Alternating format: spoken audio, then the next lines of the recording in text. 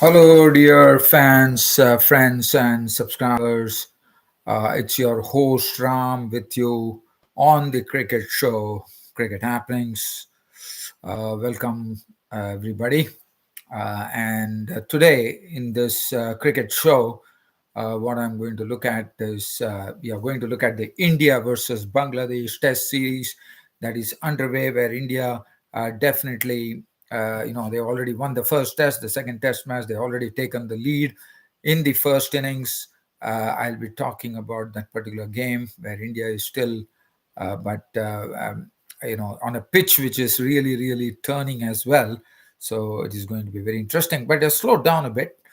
The other thing that we will look at today is we are going to Sri Lanka, where the Sri Lankan Premier League 2022 has finally come to an end, and Jaffna Kings are the new, they are not the new champions. They are winning it for the third consecutive, not third time. They are three times champions of Lanka Premier League.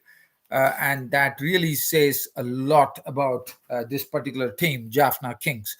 We will have a look at the sneak peek at the scores in that particular game. And as you know, England are on an absolute high after the hiding that they gave to Pakistan in the series that just finished, where they won the series 3-0. 3-0. They absolutely washed away Pakistan, one could call. And not only that, look at the repercussions that has happened. It has resulted in the PCB CEO, I think Ramesh Raja, who probably has lost his place. I mean, he has been removed from his post, which really comes as a surprise because I thought Ramesh Raja was someone who had a real vision for Pakistan. So, but nevertheless, we don't know what really happened there. But definitely, I feel a bit for Ramesh Raja because I thought he had a real vision for Pakistan. Even though Pakistan received a real hiding at the hands of the Englishmen. And definitely, England are on a definite roll here, no doubt about it. They are doing some great things. Harry Brook is someone, and well, I was under the impression that probably Harry Brook might be the costliest buy in the Indian Premier League 2023, but it is not to be. It's Sam Curran, the England all-rounder, who has clinched, who has become the costliest ever purchase in the history of Indian Premier League. He has gone for $2.25 million, I reckon. So that is something. So we'll have a sneak peek at that as well. And just as I was talking to you about England, embark on the tour of New Zealand in in the January in the new year. And they have named the team, and we will talk about that. Stuart Broad is back in the mix. Matt Potts was a bit out of favor, has also come back into the test side. We'll talk about that. But I will also try to touch on the England Pakistan Test Series, time permitting. But let's first head towards the Sri Lankan Premier League. As I said, the Sri Lankan Premier League has just ended. The finals happened between Colombo Stars and Jaffna Kings. Jaffna Kings were the winners. Is that they are winning this tournament for the third time. They won the match by 2 wickets. A very close game. The match went all the way down to the wire. As you would see, they won by 2 wickets. Sadira Samaravikrama was named the player of the series for scoring 294 runs. The player of the match going to an attractive innings from Avishka Fernando, making 50 of 43 deliveries. And as I said, we had a wonderful tournament. As far as the Lankan Premier League is concerned, we have two Premier League tournaments coming up in the new year, and everybody is having a real eye on cricket, no doubt about it. Is the South African Premier League is the first time it's been floated, which will be played in the year in January, and also United Arab Emirates will be floating their league. So we are going to have two new leagues coming up. I think we are really having some excess of cricket. Cricket is becoming a sort of what I will call is cricket in excess. I think there's a lot of cricket now. I mean, cricket is just proliferating, according to me.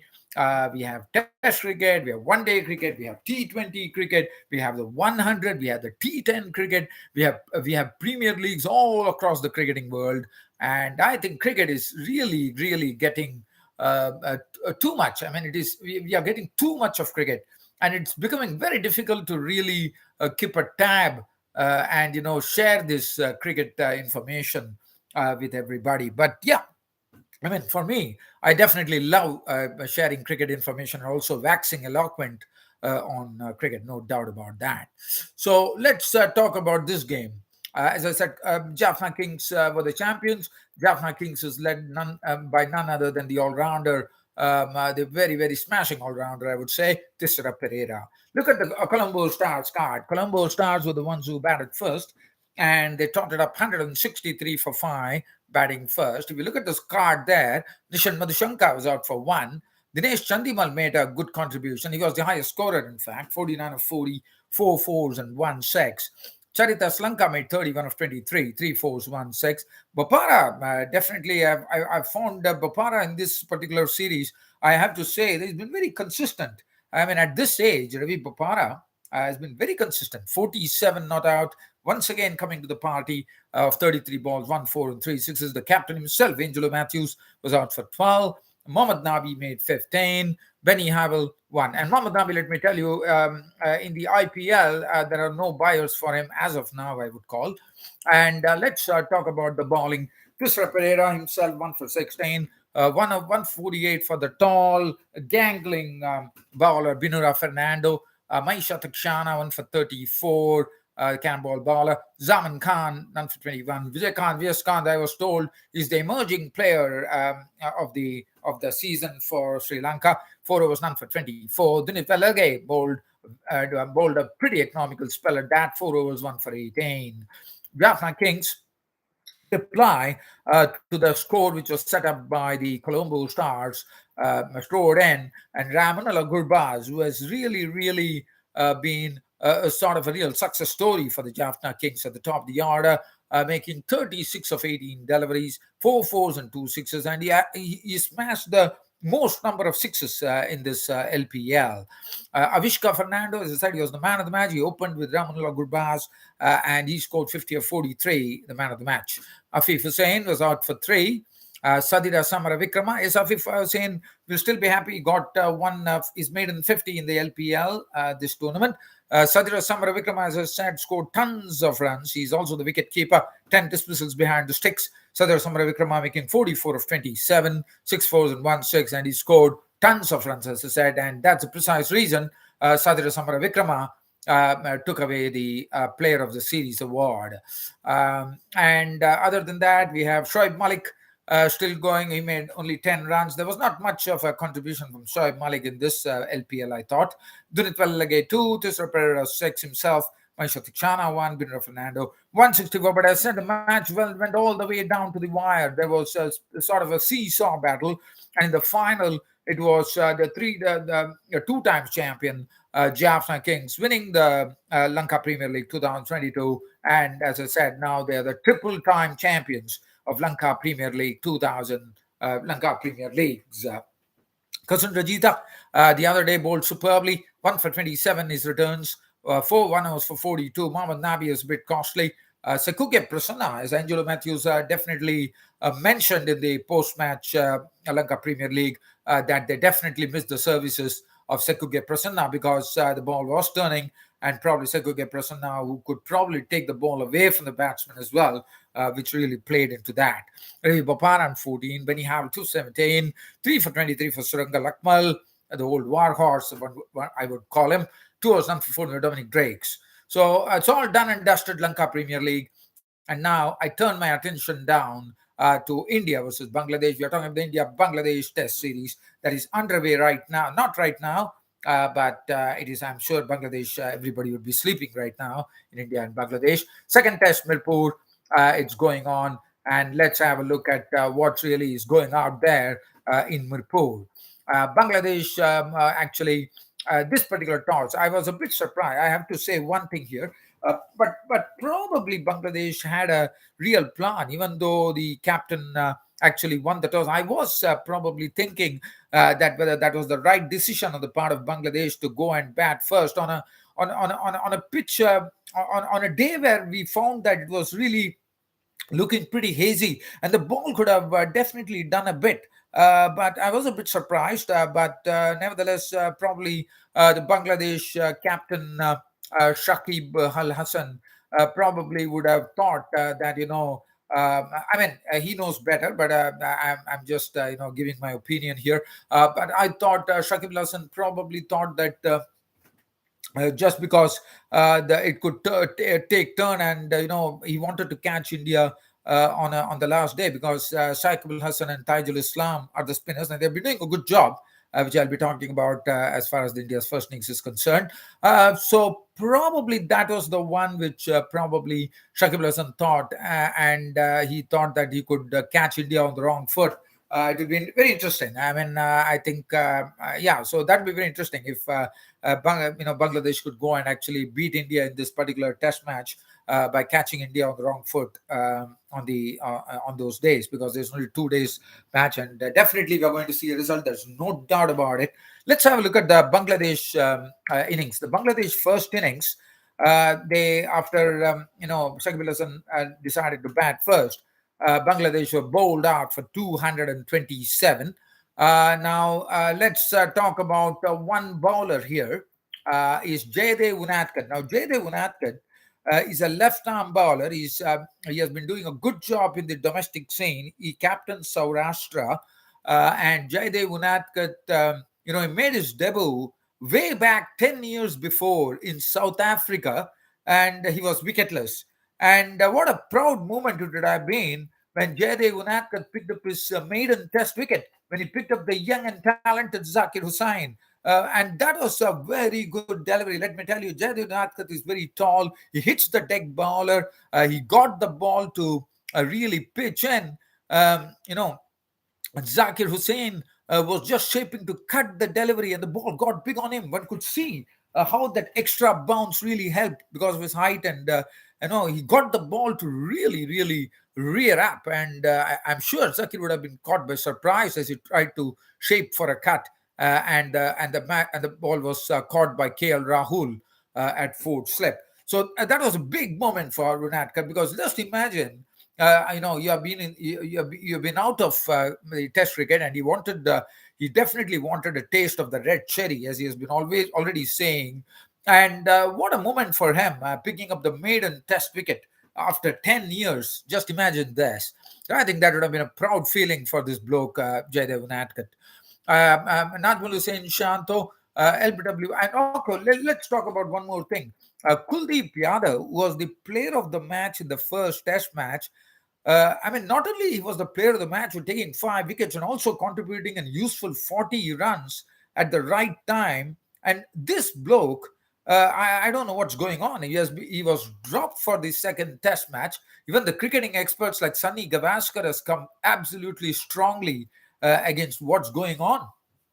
And to see Kuldeep Yadav not in the mix, to me, it not only baffles me, but even riles me that India made such a move. I understand that Ashwin and Akshar Patel are there, but you can't drop a bowler who has taken 5 wickets, made 40 runs, and also being the player of the match, and you drop him. That's really, really something which really escapes my. I just don't. I just can't understand. Like what's the reason that Kuldeep Yadav has been left out? I think this is not something which any player would like to happen. Well, I really feel for him. Anyways, it's all the Indian think tank which has probably done it. Najmul Hussain Shanto made 24, 3 boundaries in that. But Mominul Haq, who made another guy who made a comeback into the Bangladesh team, he has been going through a horror form. And even though he did not perform in the domestic scene in Bangladesh, I think the selectors really probably took a punt, one could call. They took a punt on including this bloke Mominul Haq in the mix. And look at what he did. In fact, on a day where Bangladesh were bowled out for 227, his contribution was 84 runs with 12 fours and 1 6. Predominantly, he's very strong on the offside, and he played a lot of strokes down the third man region. And Mominul Haq, I thought it was a very good knock under the circumstances. 84, and one of the strokes probably stood out was I think the inside out shot that he probably smoked Ashwin into the crowd. Shakib Al Hassan himself could contribute only 16. 1-4-1-6. Mushfiqur Rahim was out for 26. Now, these are the wickets that Unatkar took. And again, it's just another good delivery, absolute Jaffa, one could call it, pitched around the off stump, straightened at the last moment. And Mushfiqur Rahim was on the back foot trying to defend it, but it squared him it squared him up totally, and the ball was nestling into the hands of Pant, the wicket keeper, and that was a goner. Mushfiqur Rahim caught Pant bowled at 26, 5 boundaries in that. Litan Das made 25. Mehdi Hassan Miraz made 15, Nurul Hassan 6, and finally they were bowled out for 227 with Jaydev Unadkat having a good game, 2 for 50, but Umesh Yadav was the one who took the maximum number of wickets. Even for Umesh Yadav, it would have been something, a happy feeling after a long time. He picked up 4 wickets for 25 in 15 overs, and Unadkat 16 overs to manage 250, and Ashwin complimented Umesh Yadav well, with a bowling analysis of 471. Ashok Patel none for 32 of 12 overs. India definitely in the initial stages, they were really struggling. At one point of time, they were 94 for 4 with 4 top batsmen into the pavilion. KL Rahul out for 10, Shubman Gill for 20, and 3 wickets were Cheteshwar Pujara for 24, and all these wickets was claimed by the left-arm spinner Taijul Islam. And Virat Kohli was a victim of Taskin Ahmed for 24. But this was a time India were really in a real spot of bother at 94 for 4. And what a rescue act. I mean, Rishabh Pant taking the attack to the spinners, really flogging them. And the other, Shreyas Iyer, more composed and calm. And both, really combined into a beautiful partnership, I thought, a very big partnership at that. 159 runs to the good between these two players, with Rishabh Pant playing the aggressive hand. And look at this, Rishabh Pant now probably is holding the record for getting out in the 90s, probably the maximum number of times. He was out for 93. I mean, he definitely eschewed. After tea, I think he decided that he would put some shutters down, not play the strokes, because he knew that he has to get to that coveted 100, which has been eluding him. And look at what he did. He tried to defend himself. And I think, in my opinion, I think anybody who's naturally gifted, like Rishabh Pant, who's a sort of a maverick as well with the bat, he hit one-handed shots, should be someone who should play the natural game. And even if he's not able to hit a century, that's still okay. Because look at that. Rishabh Pant tried to defend, and look at the outcome. He's gone. He's out to Mehdi Hassan Miraz for 93. But what an innings that was. 7 fours and 5 sixes. That particular partnership really enabled India to go on the ascent and take the lead against Bangladesh. And the other end, Shreyas Iyer has been showing great consistency. And what was the one good thing about Shreyas Iyer that I would like to really, really highlight here is that Shreyas Iyer, as you know, he has been having his problems with the short ball. He has really worked hard on it. And yesterday, what one saw from Shreyas Iyer is that he employed the hook shot to absolute perfection. And look at his score. I mean, he got out in the he deserved a century totally. And his final tally was 87 with 10 fours and 2 sixes. But after that, it was a total wrap up. Once at 253 for 5, the Rishabh Pant had departed. There was not much that India could do after Shreyas Iyer's dismissal. Akshar Patel was out for 4, 12 to Ashwin, 14 Unadkat, and that was the total wrap up. The spinners sharing the spoils there. The captain Shakib himself bowling good, 479 and 474 for Taijul Islam. And as I said, the pitch is slowing down. Yes, that is a very good lead for India. It's a very handsome lead, no doubt about it, under the circumstances. You're looking at probably, I would say, 87 runs lead, 87 runs lead, and at close of play, the Bangladeshi batsmen, the openers, Najmul Hussain, Shantu, and Zakir Hussain, had 7 for none on the board. So basically, still a long way to go. But the good thing for Bangladesh, I think, the pitch is slowing up a bit, really slowing up a bit. Whether one does not know whether it will still afford the same turn. It will be interesting to see how the pitch actually pans out on the third day. So that is something which has to be keenly watched, and that would really tell us as to which direction things are going. But Bangladesh still have to wipe off the lead, so they have. So at this point of time, I think India definitely taking the honors, and really waiting for probably the Bangladeshi batsman to make a mistake, and that'll be interesting to see.